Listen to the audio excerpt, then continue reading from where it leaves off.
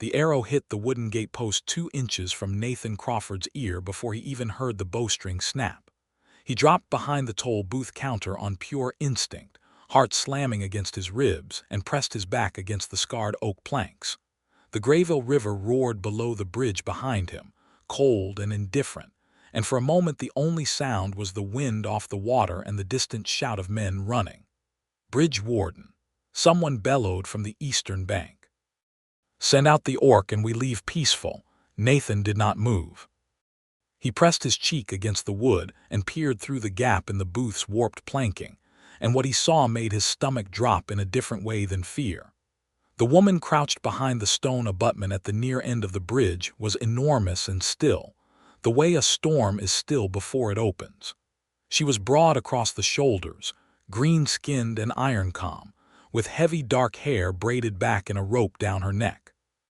She wore fitted travel leathers dark-oiled and snug across her torso, laced at the front with a heavy cord from throat to waist, the sleeves cut away at the shoulder to show her arms, which were considerable. Her trousers were tucked into tall boots, and a short sword hung at her left hip like she had been born with it there. She had come across the bridge not 15 minutes ago, paid her crossing toll in good silver without a word, and he had watched her walk to the far end and then stop as if something had changed in the air, which it turned out it had. The men across the river were the reason. There were 6 of them visible and possibly more in the tree line, not soldiers. Something worse, Nathan thought. Hunters, he counted his options. The toll booth held a crossbow, 8 bolts, and a signal horn. The garrison at Aldenvale was 4 miles upriver. The bridge itself was 60 feet of ancient stone, wide enough for a cart, and whoever controlled the midpoint controlled the crossing. He did not have a midpoint. What he had was a woman who had paid her toll fare and was now about to be killed on his watch. He grabbed the crossbow. When he came around the side of the booth at a low run, the woman looked at him with a flat, measuring expression that he would come to know very well. "Get behind the booth," he said. "I was behind the abutment," she said. "That was better. Then get back behind the abutment. I was not asking your permission." Another arrow sang off the stone above her head. She did not flinch. Nathan got down beside her anyway, which she allowed with the tolerance of a large cat allowing a smaller animal to share its rock. "There are 6, he said. 8, 2 in the willows to the left. Do they want you dead or captured?" She looked at him then, and there was something in her eyes amber gold and sharp that was not quite surprise but was adjacent to it. Most men, he imagined, did not pause to ask questions when they found an orc behind their toll booth abutment. "Captured," she said. "Which is worse?" "Who are you?" "Someone who paid her toll." "That's fair," he said. "I'm Nathan Crawford. This is my bridge." "Azra Strongtusk," she said, and the name sat in the air like something solid.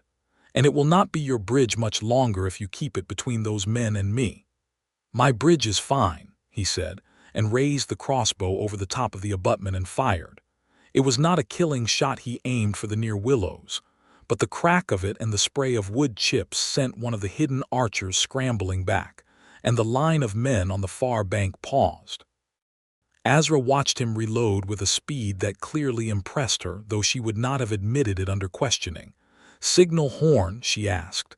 "Garrison at Aldenvale, 4 miles. How long?"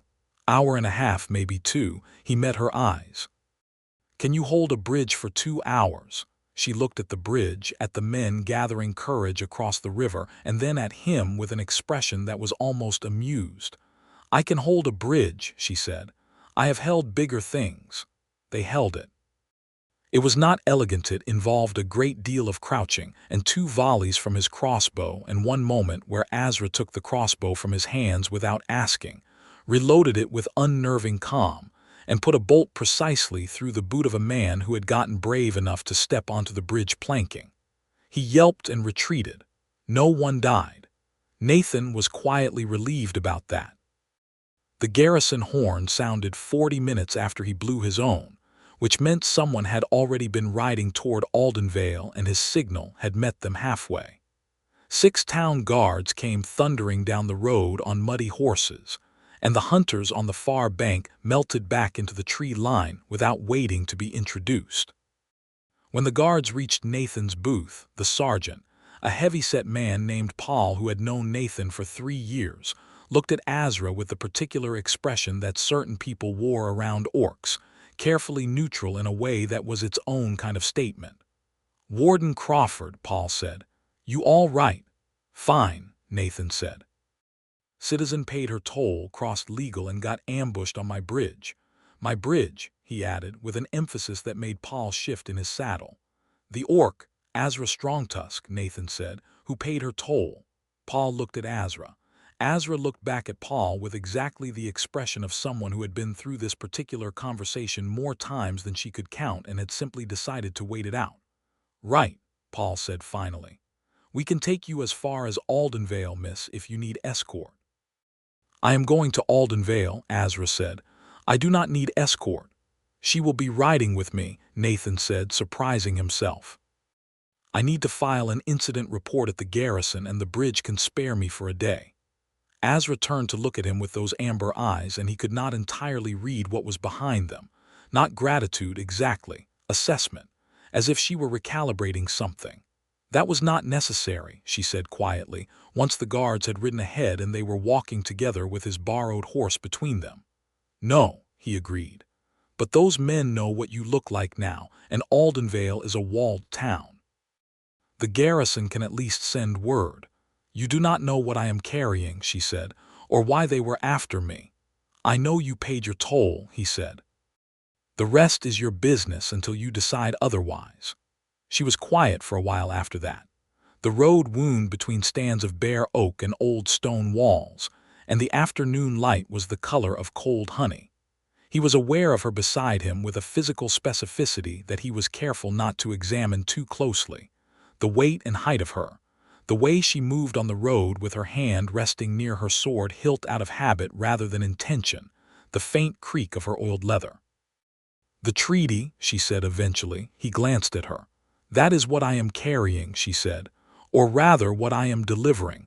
My warchief has signed it. Lord Fenn of Aldenvale has to sign it. If both signatures stand, the Greyveil border closes to raiding on both sides." She paused. "There are people on both sides who would prefer it did not close." "Those men were human," Nathan said. "Yes. Working for someone in Aldenvale who wants the raiding to continue. That is my belief." He thought about that for a long moment. The Greyveil border had been bleeding for 11 years. Small raids, mainly cattle stolen, farmsteads burned on both sides, nobody calling it a war because naming it a war would require doing something about it. Men like Nathan who worked the crossings knew better. Every month there were fresh faces coming across his bridge who had lost something. "Lord Fenn's a cautious man," Nathan said. "He will sign if he thinks the Bloodtusk clan is serious." "We are serious," Azra said. "My warchief sent me. I do not waste my steps on gestures." "Who are you to him?" "Your warchief." A pause. "Second blade," she said. "His oath-sworn second, which means I speak with his voice." "Then who were those men trying to stop the treaty from reaching Fenn's desk?" "That," she said, "is the question I intend to answer before I leave Aldenvale." Aldenvale rose out of the river valley as the sun touched the hill's stone walls the color of old teeth, the castle gate standing dark and square above the rooftops, the market square already lamplit against the coming dark. It was a working town, busy and suspicious of strangers in the mild way of border settlements, and Nathan watched Azra receive the same sliding, sidelong looks he always watched people give orcs in places that thought themselves civilized. She walked as though the looks were weather, acknowledged irrelevant. He filed his incident report at the garrison while she waited in the courtyard, and he got more from Sergeant Paul than he expected. The hunters were believed to be in the hire of a merchant named Bressic, who ran the largest trading house on the eastern bank, and had made a very comfortable living on the chaos of an unsettled border. He brought her this information over a tavern table with 2 mugs of cider, because it seemed like the kind of thing she should know. She received it with the stillness of someone who was not surprised but was pleased to have it confirmed. "Bressic," she said, "has a seat on the town council, friends at the castle gate. He will know you are here by morning." "Then I go to the castle tonight. Lord Fenn sees visitors by appointment." She looked at him over her cider. "I have a signed treaty from Warchief Bloodtusk. That is appointment enough. Finn has a chamberlain named Oster who controls his schedule and his access and takes a percentage of every merchant arrangement that passes through those gates," Nathan said. "Without Oster, you do not reach Finn. With Oster, you reach Finn's desk, but Bressic will know about it before the ink dries." Azra set down her mug. "How do you know all this? You are a bridge warden." "I am a bridge warden on the main trade crossing," he said. "Everyone passes my toll booth eventually. You hear things." She studied him in that unsettling, direct way she had, as if she were reading something written on him in very small letters. "You are useful," she said. "Thank you," he said dryly. "That was a genuine observation." "I know," he said. It still sounded like something you would say to a good tool. Something shifted in her expression, not quite a smile, but the precursor to one, like frost cracking before the thaw. "I will need a place to sleep tonight," she said. "Somewhere that is not the garrison and not a place Bressic's people will find me in the first hour." "There is a room above the cobbler's shop," Nathan said. "The cobbler is my mother's cousin. He does not gossip, and he has no love for Bressic, who raised the bridge toll 2 years ago and put 3 Eastern traders out of business." "You trust him?" "More than most." She nodded, a single precise motion. "Show me." They walked through the market square in the lamplit dark, and Nathan was aware that people stopped to look and kept their distance, and he felt the old, familiar anger that he kept low and quiet because losing his temper in Aldenvale served no one. He had seen orc traders turned away from inns. He had seen the subtle architecture of exclusion so many times that he could map it in any town. He did not comment on it. He simply walked beside her without putting distance between them, and he thought she noticed that, though she said nothing. The cobbler, a short, dry-humored man named Tu, gave her the room without comment, charged her a fair rate in advance, and told her breakfast was bread and whatever she could find in the kitchen, which turned out to be considerably more than she expected. Nathan slept on a bench in Tu's front room because the alternative was leaving, and he found he did not want to leave. In the morning she came downstairs in the same travel leathers, dark braid freshly done, looking like she had slept perfectly well on what was approximately a board covered in wool, and she looked at Nathan on the bench and said, "You stayed." "I said I needed to file my report." "You filed it yesterday." "Then I stayed," he said. She handed him half a piece of bread without ceremony. They went to the castle gate that morning, and it played out almost exactly as Nathan had predicted. Chamberlain Oster, a thin, dry-handed man with the eyes of someone who priced everything, received them in the outer courtyard with an expression of polite immovability. Appointments were necessary. Lord Finn was occupied with estate matters, perhaps in 3 days.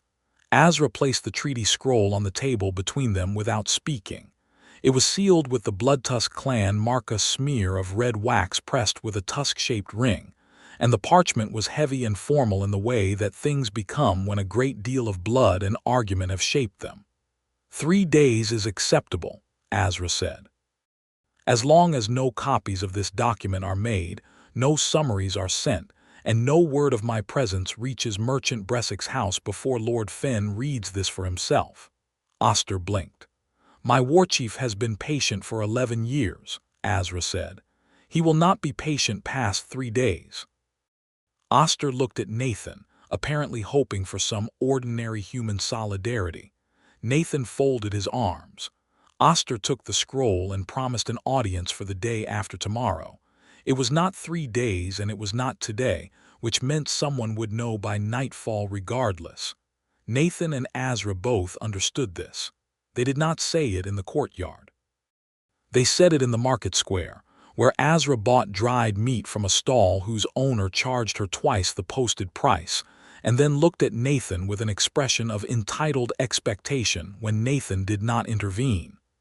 "He did that on purpose," Nathan said, when they had moved away. "I know," she said, eating the dried meat without apparent concern. "I can afford it. I was watching his hands when he reached for the scale." "Did he short you on weight?" "No, he wanted to see what I would do if he overcharged me. He was deciding whether I was dangerous." "And?" She glanced at him sidelong, and there it was again, that almost smile barely there like a heat shimmer. "I was very calm," she said, "which is more frightening than anything I could have done with my sword." He laughed, which seemed to surprise her.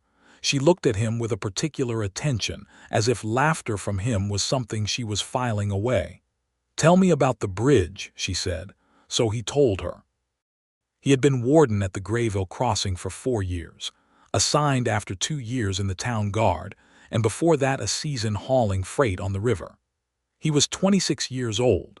He had the booth and a small stone cottage 30 feet from it, and the river in all weather, and the endless procession of traders and travelers and sometimes soldiers who wanted to cross and pay as little as possible. He told it straightforwardly, without apology or embellishment, because it was his life, and it was what it was. She listened with complete attention, which was one of the things he would always remember about her, the quality of how she listened. As if what you said was something she intended to keep. "You like it," she said, "the crossing." "I do," he said. "Every kind of person comes through a crossing. That does not frighten you, every kind of person. More interesting than frightening," he said, "though sometimes both." They had found a low stone wall at the edge of the square and were sitting on it, the morning market noise around them, and it was the most comfortable Nathan had felt in a long time, which was unusual because he was generally comfortable alone and found company more exhausting than not. This was different in a way he was not ready to name. "What about you?" he asked. "Before the second blade." "Before the treaty. I was a patrol rider," she said. "Eastern clans send riders to the border to mark territory and report. I did that for 3 years. I am good at finding things that do not want to be found, and I am good at moving quietly for someone my size." A pause. "My mother was a healer. My father was a soldier. Neither of them expected me to be the thing between the two." "Second blade seems like exactly the thing between the two," he said. She went still in the way she sometimes did, as if she had been caught thinking something she had not intended to show. "Yes," she said, "I suppose it is." The trouble came that evening. They were returning through the market square, the late traders packing their stalls, the lamplighters doing their rounds, when 4 men stepped out of the gap between the chandlers and the grain merchant. Not hunters. Town men by their clothes, but with the particular loose ease of men who had been drinking and had decided to be brave. "Treaty Orc," said the front one, who was large and had probably been impressive 10 years ago. Nathan stepped to the side, not in front of Azra, that would have been insulting, but alongside her, which put him even with her shoulder. "Evening," Nathan said. "This doesn't involve you, warden." "The market square is inside the town walls," Nathan said. "Which makes it the jurisdiction of the garrison that I report to. It does involve me." "We're just delivering a message," the man said. "From a friend of ours who thinks the treaty is a bad idea and thinks the orc bitch ought to go home before." What happened next was fast enough that Nathan mostly experienced it as a sequence of afterimages. Azra moved. She was beside him, and then she was not. She was in front of the large man, one hand at his collar, the other at his wrist, and she had turned him so that his own arm was behind his back at an angle that was not painful yet, but clearly had that destination in mind. "Who is the friend?" she said. Not a question, an instruction. The man made a sound. "Who is the friend?" she said again, same tone, same precision. "Bressic," the man gasped. "Bressic said to tell you, tell Bressic," Azra said, "that the treaty reaches Lord Fenn's hands or this border burns for another 11 years, and the next time he sends men into a market square I will return them in pieces." "Is that clear?" She released him. He staggered. His 3 companions had not moved, which was the intelligent decision. Azra walked back to Nathan's side. "Pieces." Nathan said low. "He does not need to know I was bluffing," she said. "Were you bluffing?" A pause. "Mostly." They walked back to the cobbler's shop in the lamplit dark, and Nathan thought about Bressic and about Oster and about the treaty scroll sitting in a castle room that was probably not as secure as Oster had implied. He was still thinking about it when they reached the door and Azra stopped and turned to face him. You stood next to me, she said. You did not need me to stand in front of you. No, she said, but most men step back.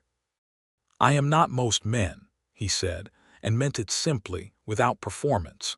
She looked at him for a long moment in the lamplight from Tu's window, and the look was different from the measuring ones he had been receiving all day. This was something warmer and less careful, and it made him aware of the cold air and the small distance between them in a way that was very specific. Sleep well, Nathan Crawford, she said, and went inside. He stood in the street for a moment after the door closed, and then he went in too, and lay on the bench in the dark with the river sound in his memory, and something new and particular running through him that he did not try to identify yet, because some things need to be allowed to settle before you look at them directly. The next day brought trouble faster than expected.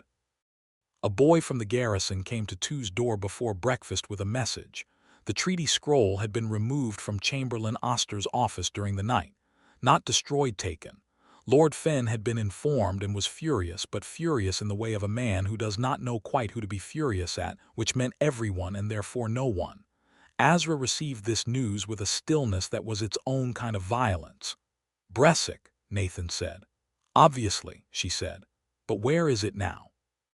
At his trading house or somewhere it has already been sent. If it has been sent east, it is already gone, Nathan said. But I do not think it has. Bressic is a merchant. He will want to use it as leverage for something to hold over Fen, a threat to take to the castle and negotiate his own terms. He will want to be present for the conversation. She looked at him with those amber eyes. Then we go to Bressic. We cannot walk into Bressic's trading house and demand it back, Nathan said. He is a councilman, he has guards, and without the document you have no proof it was him. I have proof, she said. His man in the market square said his name. One frightened errand boy, Nathan said. Bressic will say he acted alone, and Fen will let him because Fen is cautious, and Bressic has money and it is easier. Azra stood very still for a moment. Then she sat down at Tu's table with the deliberateness of someone putting away a weapon. Then we need Lord Fen, she said. Not Fen through Auster, Fen himself. Fen walks the castle battlement every morning at dawn, Nathan said. It is well known. He does it because he has bad lungs and the physician told him moving air helps. She looked at him again. I grew up in this town, Nathan said. Before the bridge. My father ran the ferry crossing before the bridge was built. And you know where Lord Fen walks his battlement. I know where everyone in Aldenvale goes when they do not want to be found in their official capacity, he said. Which is different from where they actually go. The castle's north tower was accessible from the outer wall by a service stair that the garrison used for patrols. Nathan knew the sergeant of the morning watch, a young woman named Dace who owed him a favor from an incident involving a contraband wine shipment and a lot of creative paperwork. Getting onto the wall took 3 minutes and a very brief conversation. Lord Fen was indeed on the battlement at dawn, a thin, white-haired man in a heavy coat, walking slowly and breathing with intention, and he turned when he heard them on the stone behind him with an expression of pure shock that a bridge warden and an orc had appeared on his private morning walk. Azra spoke first, before he could summon a guard or call for help, and what she said was not a threat or a demand. It was a full accounting the scroll, the border raids, Warchief Gorak's 11 years of patience, the attack at the bridge crossing, the market square warning, the theft. She laid it out like a table being set, each piece in its place, and she spoke without flinching and without softening anything, and Nathan watched Fen's expression move through shock and irritation and defensiveness and arrive slowly at something that looked uncomfortably like comprehension. Bressic, Fen said. His man spoke the name, Azra said. He sits my counsel. I know, she said. That is why I am on your wall at dawn instead of in your hall yesterday. Fen looked at Nathan. Crawford. Your father built the ferry landings. Yes, my lord. You stand behind this woman's accounting. I stand beside it, Nathan said. Not behind it. She needs no one to stand behind her. Fen was quiet for a moment. Then he said, with the tone of a man making a decision he had been putting off for a long time, "I want my treaty." "So do I," Azra said. "If Bressic has it, let him try to keep it," she said. "I would like the opportunity to change his mind." What followed was one of those days that moves fast and feels afterward like it happened to someone slightly braver than yourself. Fenn convened an emergency council session. Not a formal one, but the kind where the lord of a town calls the significant men to his great hall and stands at the head of the table in a way that makes clear that this is not a discussion. Bressic came because refusing would have been its own confession, and he sat at the council table with the practiced ease of a man who had performed innocence before. Azra sat opposite him. Nathan stood against the wall near the door, which was where Fenn had indicated with a small nod that he should stand, and from there he could watch all of it. The hearing was not quite a trial. It lacked the formal structure and the writ and the seals. But it had the weight of one, and the town held its breath around it even though most of the town did not know it was happening. You could feel the stillness of something significant, Nathan thought, even through stone walls. Bressic denied everything with the smooth precision of a man who had prepared his denial before the accusation. The scroll was not his. The hunters at the bridge were independent contractors with no connection to his house. The Market Square incident was the work of a drunk who resented the treaty for personal reasons. He performed this with such calibrated confidence that Nathan could see 2 of the 4 council members wavering. Then Azra said, "May I speak, Lord Fenn?" Fenn gestured. She reached inside her leather jacket. Nathan had not known there was an interior pocket and produced a letter. Not the treaty, a letter. She placed it on the table and slid it toward Fenn, and the quality of her stillness was such that Bressic's eyes tracked to the letter with an involuntary intensity that was more informative than anything he had said. "That is a letter from Warchief Gorak to Lord Bressic," Azra said. "Written 6 months ago, when Bressic approached our warchief's eastern trader about purchasing the raiding rights along the Greyveil. Rights that are not Bressic's to purchase, and that our warchief refused. The letter of refusal is copied. The original of Bressic's offer is in my warchief's keeping." The room was very quiet. "Bressic has been profiting from unsettled border conditions for 11 years, Azra said. "He does not want peace. He wants the continued ability to buy stolen goods at border prices and sell them at inland prices. The treaty ends that, so he had the treaty stolen." She paused. "And the scroll is in his trading house in the iron chest under the counting room floor, second board from the south wall. The hinges were recently oiled. You can see the marks." Everyone looked at Bressic. Bressic looked at the letter. He looked at Azra. He looked at Fenn. He did not look at Nathan, which Nathan thought was Bressic's only remaining error of judgment. Fenn sent 4 men to the trading house. They came back with the scroll in 40 minutes. The hinges, it later emerged, had indeed been recently oiled. Bressic was removed from the town council that afternoon. His guards were disarmed. His case was referred to the circuit magistrate, who would not arrive for 3 weeks, but Bressic had enough to worry about in the interim. Fenn signed the treaty in his hall with the late afternoon light coming through the shuttered windows, and Azra stood across the table from him and watched the pen move with an expression that was impossible to entirely read, something between relief and grief, which made Nathan think that this treaty had cost something on her side too, before it ever reached his bridge. Fenn gave the scroll back to Azra. He also gave her an official letter of safe conduct through all roads and crossings under Aldenvale's jurisdiction, which was a considerable territory, and shook her hand in the manner of a man who had decided that a thing was either worth doing properly or not doing at all. In the castle courtyard afterward, in the blue early evening light, Nathan found himself beside Azra again, both of them standing with the feeling of a long-held breath finally released. "You had the letter the whole time," he said. "Yes. Why not lead with it? Why go to Fenn at dawn on the wall? Because a letter can be challenged," she said. "A man's face when he sees evidence he thought was safely hidden, that cannot." "You read people very well," Nathan said. I was a border rider, she said. You learned to read everything, she looked at him. You stood at the wall and said nothing for 4 hours. You did not need me to say anything. No, she said, but I knew you were there. Something in the way she said it made the courtyard feel smaller and warmer than it was.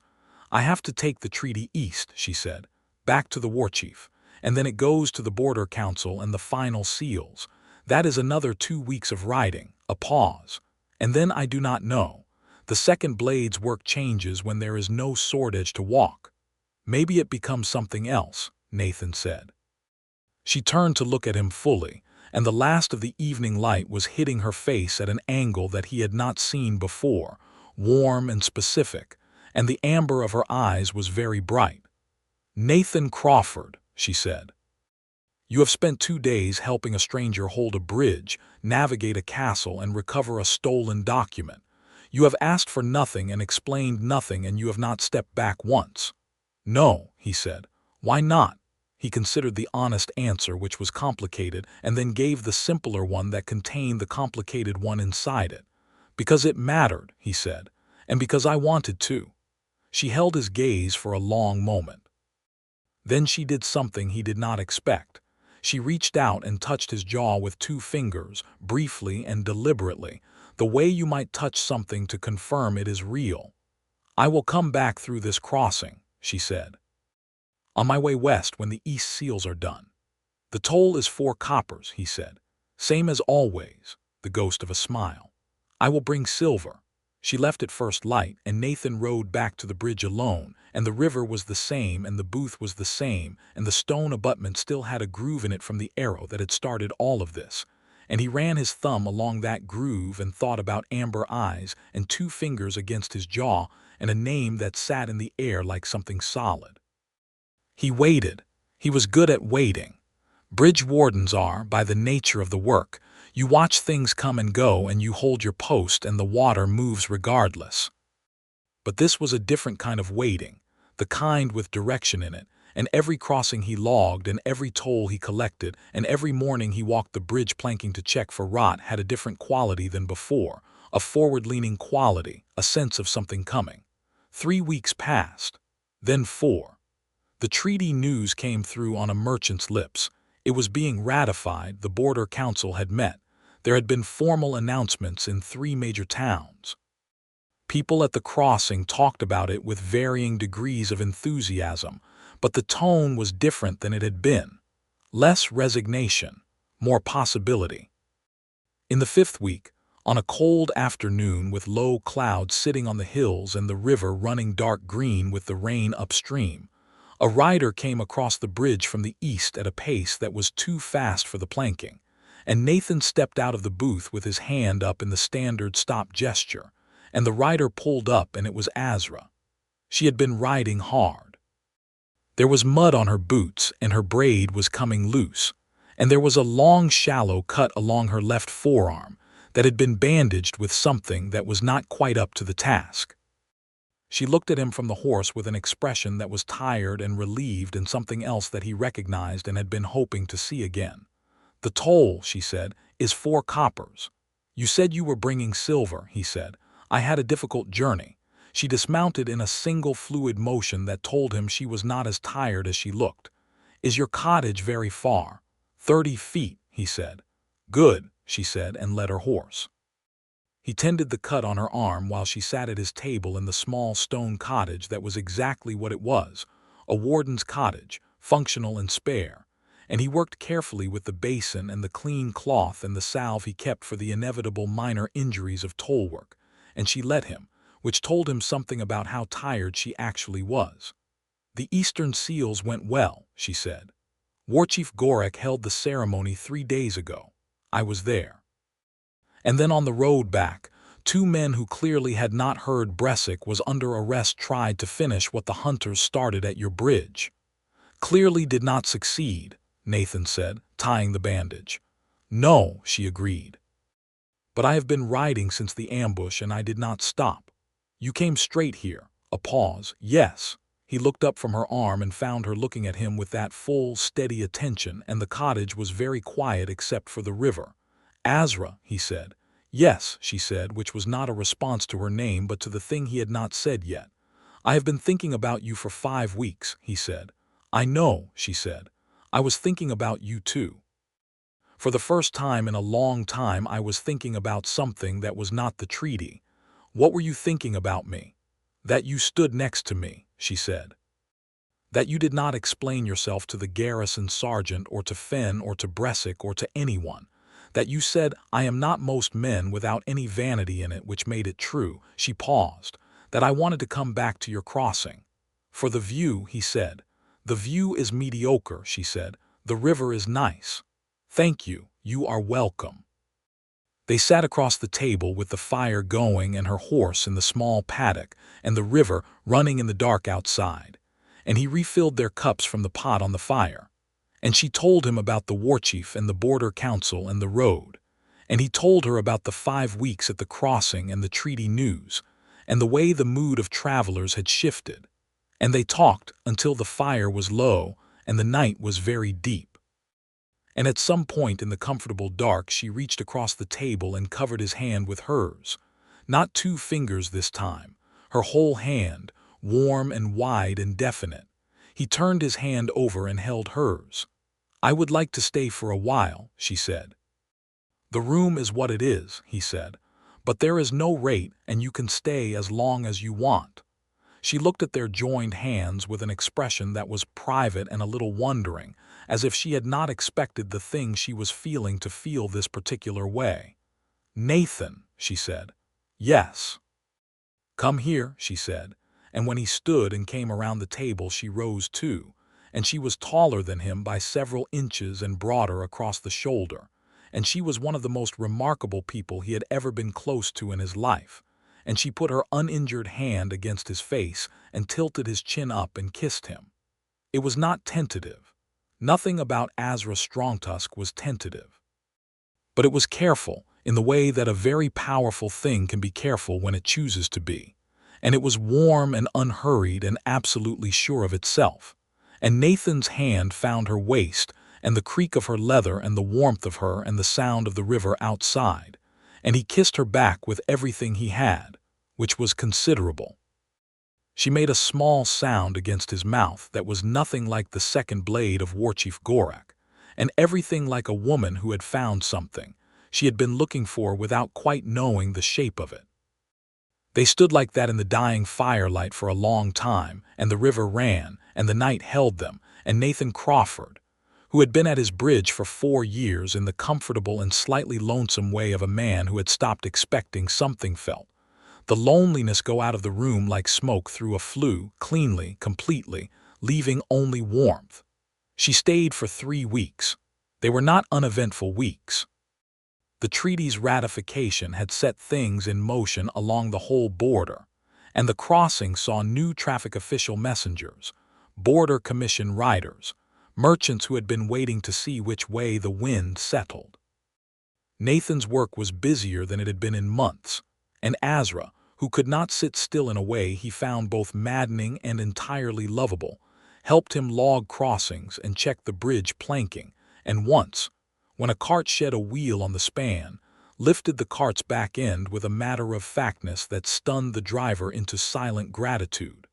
She was not domesticating herself to his life.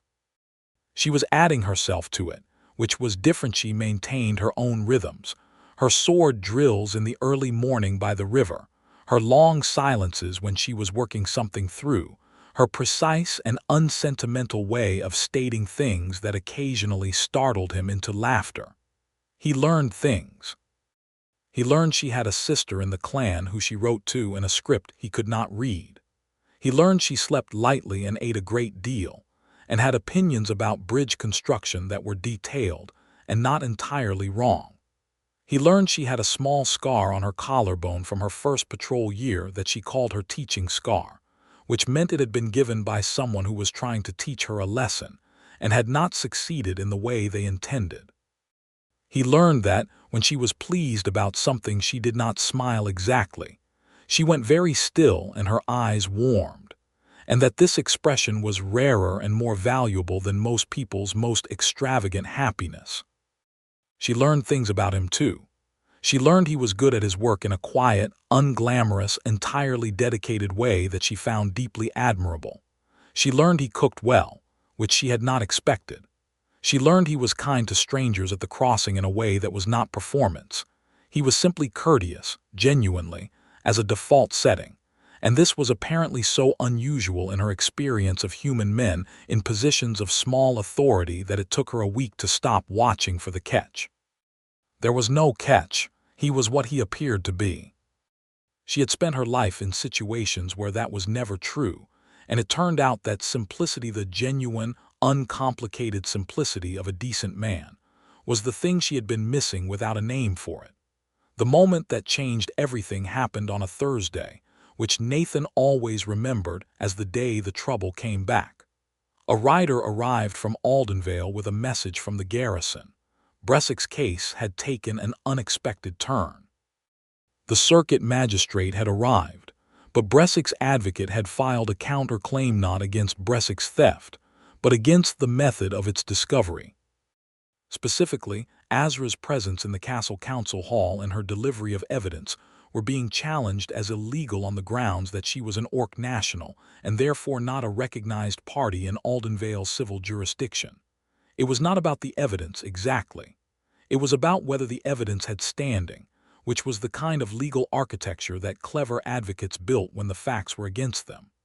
If the evidence is struck, Azra said, reading the message, then Bressick walks. And the treaty, Nathan said, the treaty holds. The Border Council's seals are independent of Aldenvale's internal proceedings. She set the paper down. But Bressick walks. And he will do this again to someone else. The hearing is in 3 days, Nathan said, reading over her shoulder. I have to go back, she said. We have to go back, he said. She looked at him. You are recognized as a party, he said. You testified at the council hearing with Fenn present. If you reappear and speak to the evidentiary question, the advocate has to address you directly and on the record. And I am a Aldenvale garrison reporter with standing as a witness to the Market Square incident. He paused. It is not nothing. She was quiet for a long moment. Nathan, she said, you are a bridge warden. This is not your fight. You are at my crossing, he said. Everything that comes to my crossing is my concern until it leaves. I am not a cart with a stuck wheel. No, he said, you are considerably more important than a cart. She took a breath, and something moved through her face, something deep and unguarded that she did not close off quickly enough. I know what this costs you, she said. If you speak at a formal hearing against Bressick, you make an enemy of a man with influence, even reduced influence. Your post, my post is assigned by the garrison, not by merchant councilmen, Nathan said. And if the garrison reassigns me for giving honest testimony to a circuit magistrate, I will find other work. You would do that, she said. It was not a question. I would, he said. She stepped toward him and put both hands on his face in a gesture that was thoroughly, helplessly tender for someone who had been performing composure for 3 weeks, and she said very quietly, I did not expect you. I am glad, he said, to be unexpected. They rode for Aldenvale the next morning, and she wore his scarf. This is the part that would be retold afterward in various forms, at the garrison, at the tavern where Two's cobbler cousin drank, in the market square where the stall owners had opinions about everything. The part about the scarf. It had been cold that morning, genuinely cold, the first real frost of the year, and Nathan had wound his scarf, a long, plain thing, gray wool, nothing remarkable, around his own neck as he prepared the horses. Azra had looked at him and then looked at the road ahead, which was 3 miles of open river valley before the trees closed in, and she had said, Give me that, and taken the scarf from around his neck and wrapped it around her own in 2 efficient loops. He had stood there with his hands still raised in the gesture of someone who had been wearing a scarf and was no longer wearing one. You are going to freeze, he said. I run warmer than you do, she said, which was true. And you have a hood. He pulled his hood up. Do you want me to? It is convenient, she said very firmly. The wind on this road is from the east. It is practical. Of course, he said. Do not make it into something, she said. I would never, he said. She gave him a look that was approximately 90% certainty that he was making it into something internally, which he was. They rode into Aldenvale with his scarf around her neck, gray wool against her dark travel leathers, and it was visible from across the market square. And several people who would later claim they had no particular interest in the bridge warden's affairs noticed it immediately and filed it away in the way that all interesting information gets filed in small walled towns. The hearing was held in the castle hall, a different room from the council meeting, more formal, with the circuit magistrate's bench set on a raised platform and benches arranged below for the parties and witnesses. The magistrate was a small, dry woman named Corvin, who had been doing this circuit for 20 years, and had the air of someone who had heard every possible excuse and maintained a genuine commitment to not caring about any of them. Bressik's advocate, a young man who was clearly very pleased with his filing, made his argument first. The evidence given by Azra Strongtusk was inadmissible because she was a foreign national of non-human origin with no standing as a civil party in Aldenvale's jurisdiction. Without her testimony and the letter she produced, the case against Bressik lacked the threshold showing required. Magistrate Corvin listened with the quality of attention that makes smart people slightly nervous. "Is the individual in question present?" Corvin asked. "She is, magistrate," Nathan said from the witness bench, which was the wrong protocol, but Corvin let it pass. Azra stood. The hall looked at her. All of it, the benches, the back wall, the side gallery where several people had pushed in to watch because word got around in Aldenvale faster than horses. She stood in her travel leathers with his gray scarf still around her neck. She had not taken it off, which Nathan noticed and did not make into something internally because that was an ongoing and entirely failing project.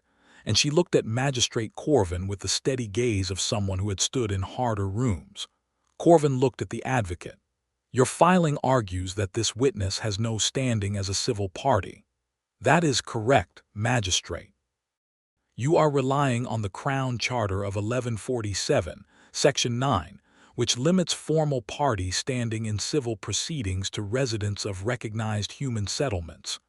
"Yes, magistrate." Corvin looked at Nathan. "Warden Crawford. Is the individual in question currently resident within the jurisdictional territory of the Aldenvale Garrison Crossing?" The room was very quiet. Nathan thought about this for exactly 1 second, the length of time it took to decide that truth, stated cleanly, was its own kind of sword. "She is resident at my cottage on the Greyveil crossing," he said, "which is within the garrison's territorial jurisdiction."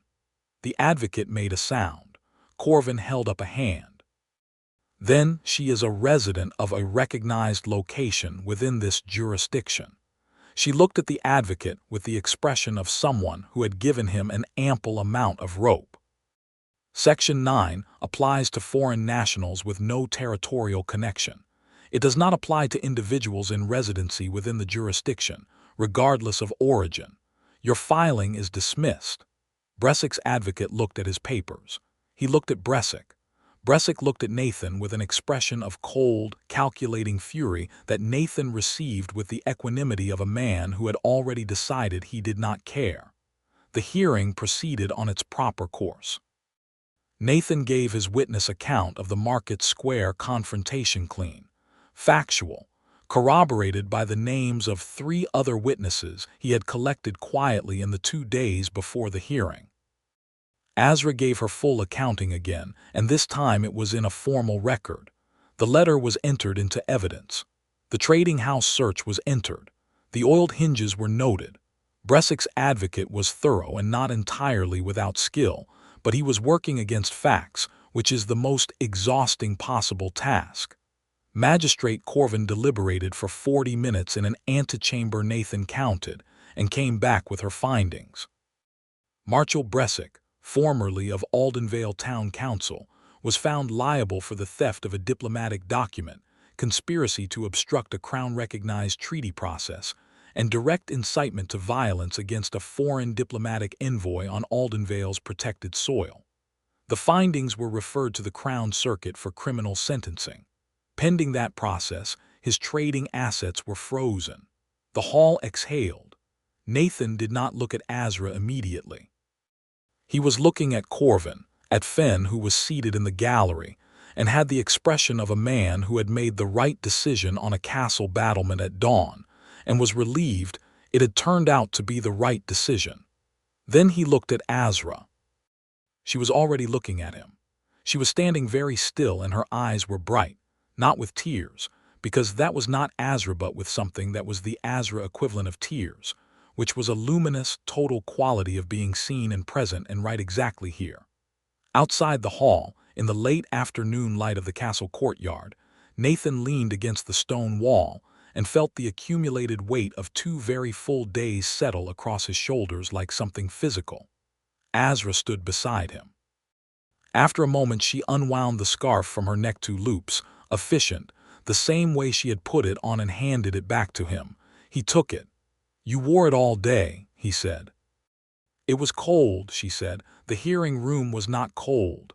It was cold for me." "Azra," she looked at him. "It looked well on you," he said. Her chin came up slightly and her jaw was set in the manner of someone deciding whether to maintain a position under siege. "It was convenient," she said. "Yes," he said. "Not sentimental." "Of course not." She held his gaze for exactly as long as her pride required, and then something softened in it, not broke, not cracked, softened. And she said very quietly, almost privately, as if it were something she was giving him rather than admitting, "It smelled like you." The courtyard was very still. "That is extremely sentimental," he said. "Do not make it into something," she said, but there was no force in it.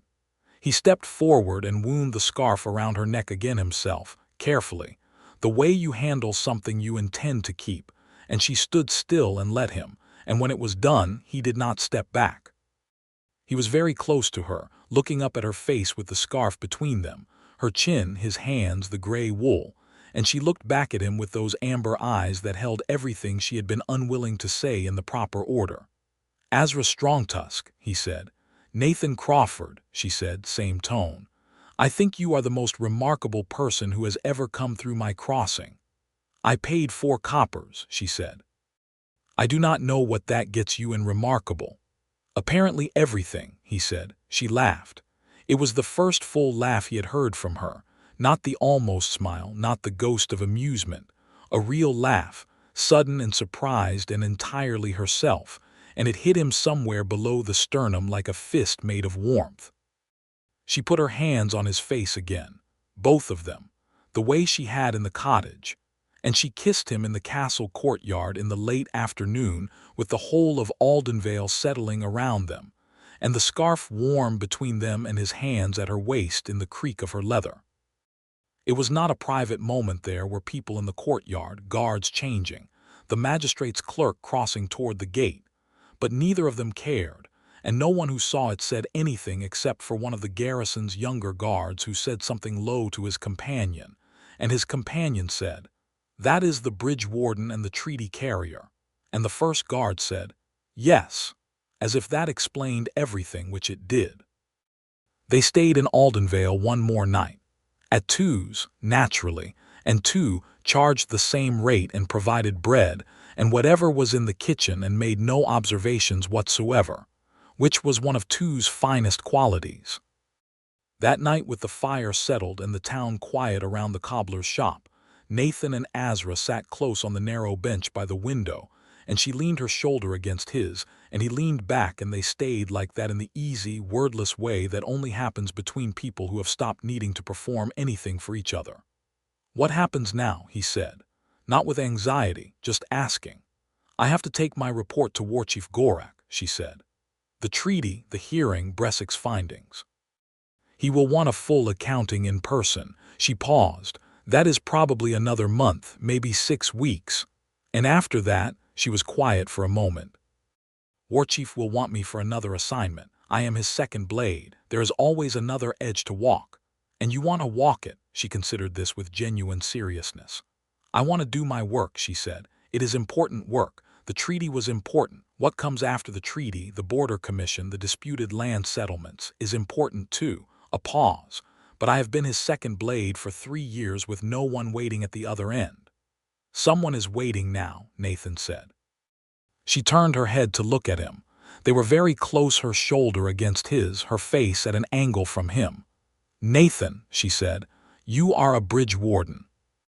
"I am a border rider and an oath-sworn second blade.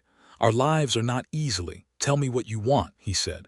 "Not what is practical, what you want." The firelight was low and amber, and it caught the gold in her eyes and the dark of her braid and the gray of his scarf still around her neck because she had not taken it off again after he put it back. "I want to come back to your crossing," she said. "When I can. And when I cannot, I want you to know I am coming." She stopped. "I want you to write to me.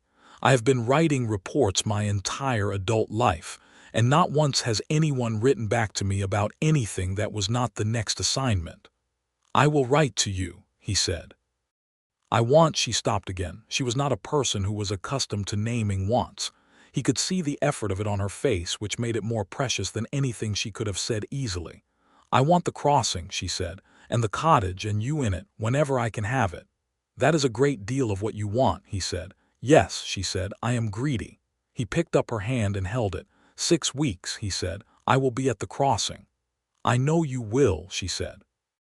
"You are always at the crossing." "I will write." "I will write back," she said. "Even if the letters are bad, I am better with a sword than a pen." "I will enjoy the bad letters," he said. She turned her hand over and held his, and they stayed like that until the fire went to coals, and then they went upstairs. And I will leave that between the fire and the morning light, because some things are no one's story but theirs. She rode east at first light with his scarf still around her neck. She did not mention it. He did not mention it. He stood at Tu's door and watched her ride through the market square and toward the east gate, and she did not look back, because Azra Strongtusk was not a person who looked back. And yet at the gate she paused, just briefly, just the pause of someone who has thought of something, and turned in the saddle and found him standing there. She raised her hand. One open palm steady, he raised his. She rode through the gate. He went back to his bridge. The weeks that followed were the most alive that bridge had ever felt to Nathan Crawford. He kept his post, logged his crossings, maintained his planking, filed his garrison reports, and he wrote letters. They were good letters, he thought. He had always had a cleaner way with words on paper than in speech, which surprised people who assumed the opposite of a quiet man. He wrote about the crossings and the treaty traffic and the shift in the river's color with the season. And once, rather daringly, he wrote about the scarf, and the way she had said it was convenient, and what he thought about that. Her letters came back in batches. She wrote several and sent them together when a westbound rider passed. So sometimes he would receive 3 at once and read them in order, and then read them out of order, and then read the third one again because it was his favorite. Her writing was exactly as she had said. Direct, occasionally stark, oddly funny in a way that was entirely accidental. She wrote about the Bloodtusk clan camp and the warchief's response to her report and the Border Commission's first meeting, at which, she wrote, 11 men argued for 6 hours about the placement of a single boundary stone, and she had been required to sit in the hall and not say anything because she was there in an official capacity, and official capacities are very boring. She wrote, "I am wearing the scarf. It is cold here. Do not read into this." He read into it extensively. He also, in the 7th week, received a letter from Sergeant Paul at the Aldenvale garrison, informing him that the Crown Circuit had issued its criminal findings in the Bressic matter 7 years of restricted trading license, significant financial penalty, and permanent removal from any public council seat in the border provinces. Not as severe as some had hoped, but considerably more than Bressic had anticipated, and his trading house on the eastern bank was under new management inside the month. The 8th week brought a letter from Azra that was shorter than the others, only half a page, in a hand that was slightly less precise than usual, as if written in a hurry or in poor light. It said, "I am finishing here sooner than expected. Tell the river I am coming." He told the river. The river, characteristically, was indifferent. He was not.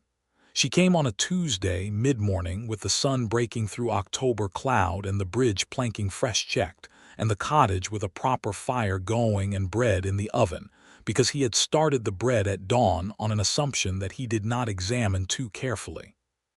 She rode across the bridge at a walk and stopped at the booth, and he was already outside. She was wearing his scarf, still, the same one. Gray wool, 2 loops around her neck, gray against dark leather, and she looked at him from the horse with those amber eyes and said, 4 coppers.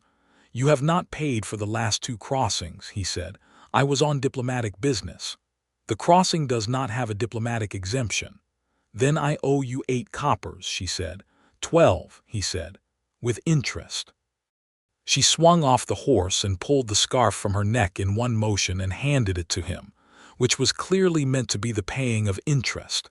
And he took it, and it was warm from her, and he wound it around his own neck, and the warmth went all the way in. She stood in front of him in the autumn light with the river behind her and the bridge and the hills and the sky, and she was the largest and finest thing in all of it. I put in for a reassignment, she said. He looked at her. The Border Commission needs a Bloodtusk liaison based in the western provinces, she said, to oversee the disputed land settlement and the new patrol agreements. It is not glamorous work. It is mostly meetings and correspondence and riding the same roads repeatedly. A pause. But it is based in the western provinces, specifically along the Greyveil corridor. This is the Greyveil corridor, Nathan said. Yes, she said. You requested an assignment on my river. I requested an assignment on the Greyveil, she said, which is a strategically significant waterway with an important crossing and ongoing treaty implementation requirements. Azra. It was a practical decision, she said, with the absolute conviction of someone who knew exactly what they were saying. I am sure it was, he said. It was not sentimental, he said. I know. She looked at him for exactly the moment that her pride required, and then she stepped forward and took his face in her hands, both of them, thumbs along his jaw, and looked at him from that slight height above him with everything she felt in her eyes without any architecture around it. Nathan Crawford, she said. Yes, he said, I am going to stay. It was not a request. It was not a question. It was the simplest and most definitive thing he had ever heard, spoken in the voice of someone who had made a decision they intended to keep. Good, he said, and meant the whole of his life when he said it. She kissed him. Right there at the toll booth, at the Greyveil crossing, with the river running and the bridge behind her and the horse waiting and the autumn light on both of them. And it was nothing like the courtyard kiss, which had been surprised and bright. This was the kiss of something settled, deliberate, and certain, and warm all the way down, the kind of kiss that does not end with a question. He held her waist. She held his face. The scarf was warm between them, and the river went on below, and the bridge held, the way it had always held, the way a good bridge does. She moved into the cottage that week in the practical, unsentimental way she did everything. She had a pack, a sword, a writing case, a letter from the warchief confirming her new assignment on the Greyveil corridor, and opinions about where the kitchen shelf should be reorganized. The kitchen shelf was reorganized. Nathan discovered that he did not care about the location of the kitchen shelf, and cared very much about having someone who had opinions about it. The Border Commission sent its first round of correspondence in the 3rd week of October, and Azra sat up at the cottage table with her writing case and a map, and worked through it with the focused intensity she brought to everything. And Nathan brought her tea without being asked and went back to the booth and logged his crossings, and came home in the evenings to a cottage that was no longer empty in the mild, comfortable way he had not admitted to himself was lonesome. It was different, all of it. The mornings were different, which was the thing he had not anticipated, the basic morning difference of another person's, rhythm in a space you have always occupied alone.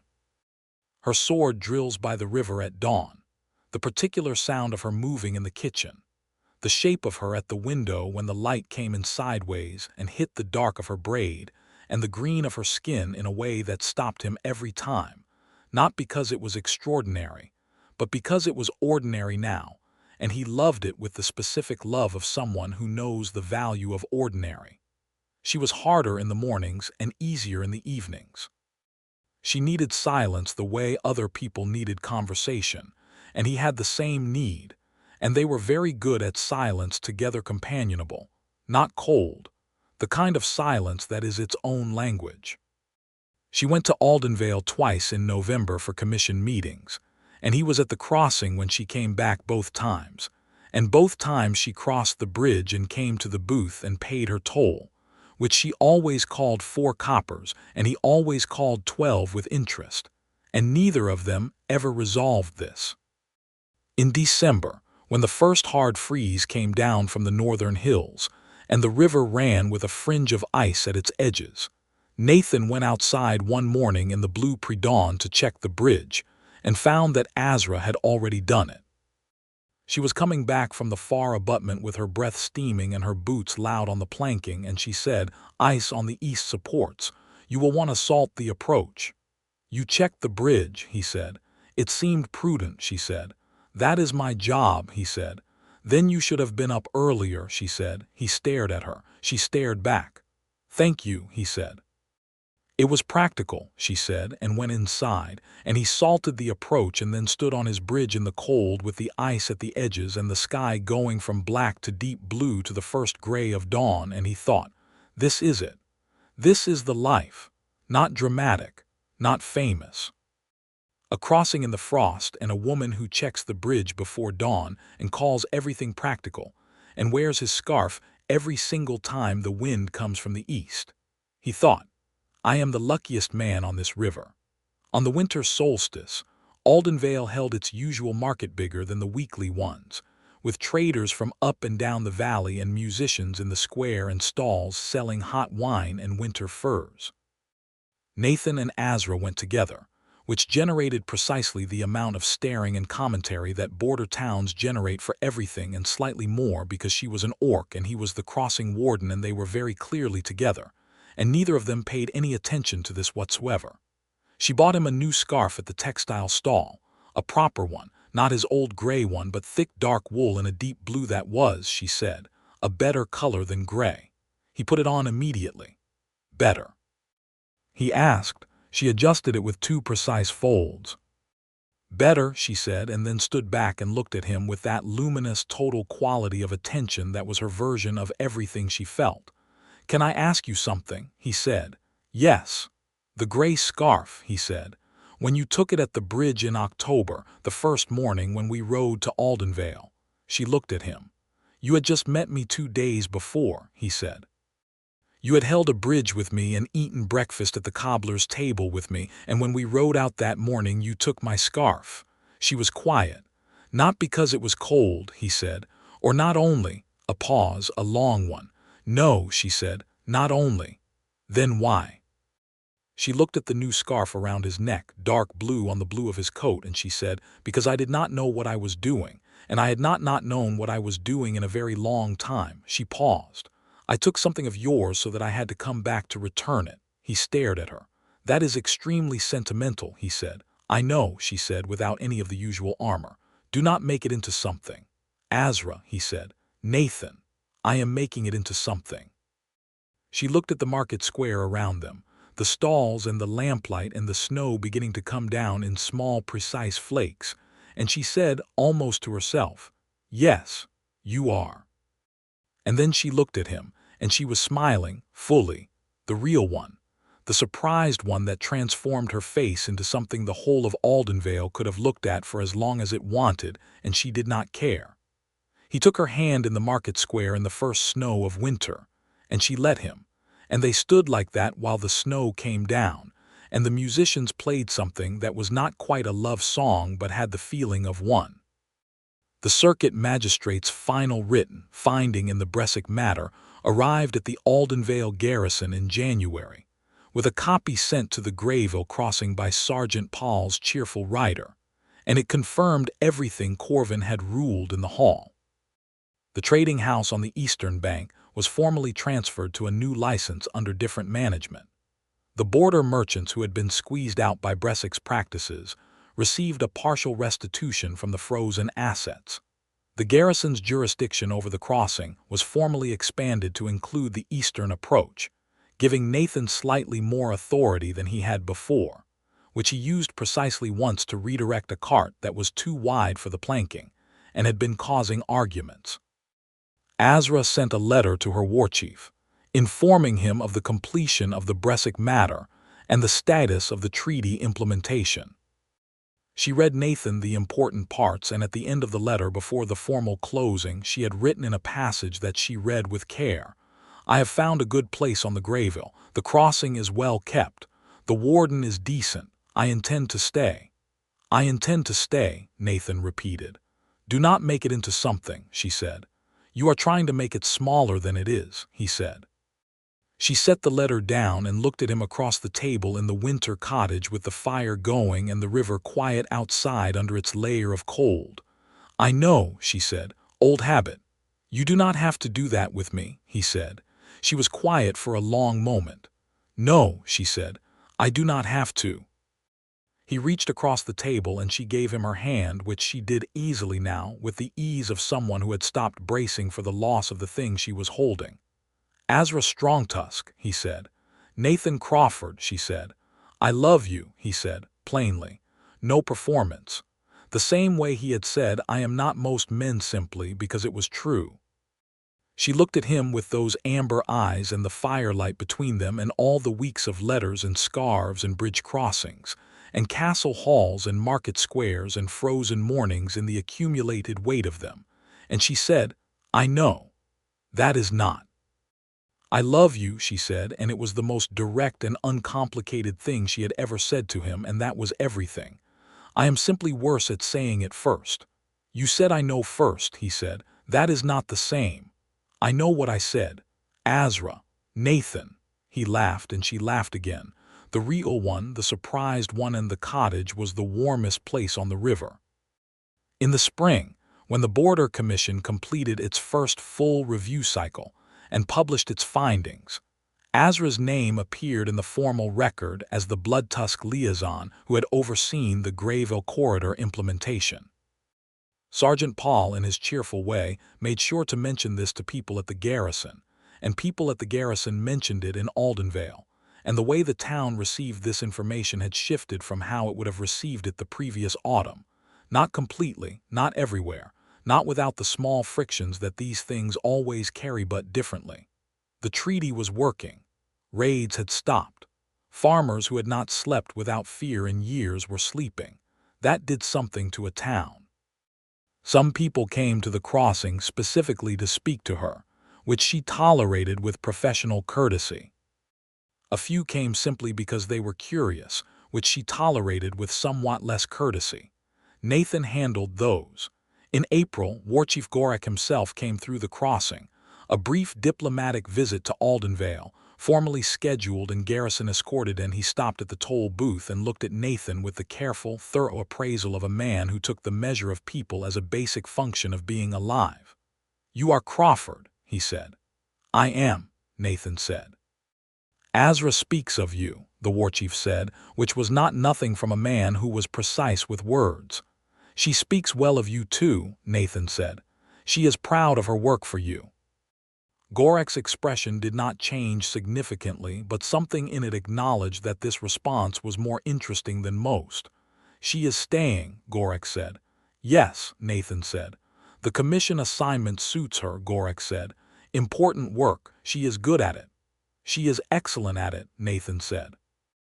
Gorek paid his toll 4 coppers exact, which Nathan logged with absolute professionalism and rode on toward Aldenvale, and Nathan stood at his booth and watched the warchief's small escort clatter over the bridge planking and thought, "Yes, this is what it is. This is the whole of it." The river and the crossing and the toll booth and the cottage and Azra at the table with her writing case, and the warchief coming through with his escort, and paying the toll just like everyone else. The summer brought Azra's sister to the crossing, a visit that was characterized by the sister, Myra, who was younger and considerably less guarded, examining Nathan in the extremely thorough way of a sibling who has been hearing about someone for months and wants to verify the claims against the original. She verified him in under an afternoon, apparently to her satisfaction, because that evening she told Azra in the orc language, forgetting, or possibly not forgetting, that Nathan had been picking up phrases from Azra's correspondence over the winter, that he was steady and strange, which is the best kind. Nathan carefully did not react. Later, alone, Azra said, "You understood that." "Steady and strange," he said, "which is the best kind." She made the sound that was her equivalent of deeply embarrassed but refusing to show it, which he had catalogued as sound number 6 and which was one of his favorites. "My sister talks too much," she said. "I liked her immediately," he said. On the last day of summer, a warm, golden Tuesday with the river low and the hills burnished, and the whole world smelling like dried grass and warm stone, Nathan locked the toll booth at the end of the day's crossings and walked the 30 feet to the cottage door and went inside. And Azra was at the table with her commission correspondence, which was the way he found her 3 evenings out of 5, and she looked up when he came in. He had been thinking about this all day. Since the morning, since before the morning, since the spring probably, since a cobbler's bench in Aldenvale in the autumn. "I want to ask you something," he said. She set down her pen. He sat across from her at the table, the same firelight that wasn't needed yet but he had lit anyway because it was evening and the cottage wanted it. "I am not a warchief's second blade," he said. "I am not a diplomat or a treaty carrier or any of the things that mark significance in the way the world tends to measure significance. I am a bridge warden on the Greyveil crossing with a stone cottage and a booth and a river I know very well." He paused. "But I am exactly what I appear to be. I have no plans to be anything other than what I am, and I want to be what I am with you, in this cottage, at this crossing. Writing letters when you travel and being here when you come back and checking the bridge planking in frost and arguing about toll exemptions and having your opinions on the kitchen shelf for the rest of my life." She was very still. "I want you," he said, "to be here, fully, formally, however you want to call it, whatever word your clan and mine have for the same thing." He paused. "I want you to stay." She looked at him across the table in the long evening light, and her amber eyes were bright and full, and there was nothing careful in them. "Nathan Crawford," she said. "Yes," he said. "You have been practicing that," she said. "All day," he admitted. "It was good," she said. "Thank you." "Yes," she said. He looked at her. "Yes," she said again, more clearly, as if the first one had been practice and this was the one that counted. "Whatever word there is, both of them, I say yes." He stood and came around the table, and she stood too, and he took her face in his hands this time. It was his turn, and she bent slightly toward him with the ease of someone who had made their decision and was at peace with it, and he kissed her with all of the summer and the letters and the scarf and the bridge in him. She put her arms around him, which was warm and large and entirely right. Outside, the river ran. The bridge held the last of the day's light on its pale stone. The crossing was quiet with the evening, and the toll booth door was locked, and the cottage window showed a light that was warm and gold against the coming dark. It was a small thing, that light, a warden's cottage on a working river. But it was full of correspondence on the table, and a sword hung by the door, and 2 cups on the shelf, and a blue wool scarf over the chair, and whatever was in the kitchen, and the particular quality of a life that had been lonely and was not any more, had been empty and was not any more, had been waiting and was done waiting. Azra Strongtusk, who was the second blade of Warchief Gorak of the Bloodtusk clan and the Greyveil corridor liaison of the Border Commission and the most remarkable person Nathan Crawford had ever met at his toll booth or anywhere else, pressed her forehead to his and said, "I told you it was convenient." "The scarf," he said.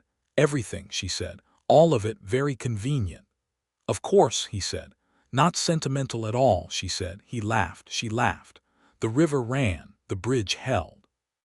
That was enough. That was everything.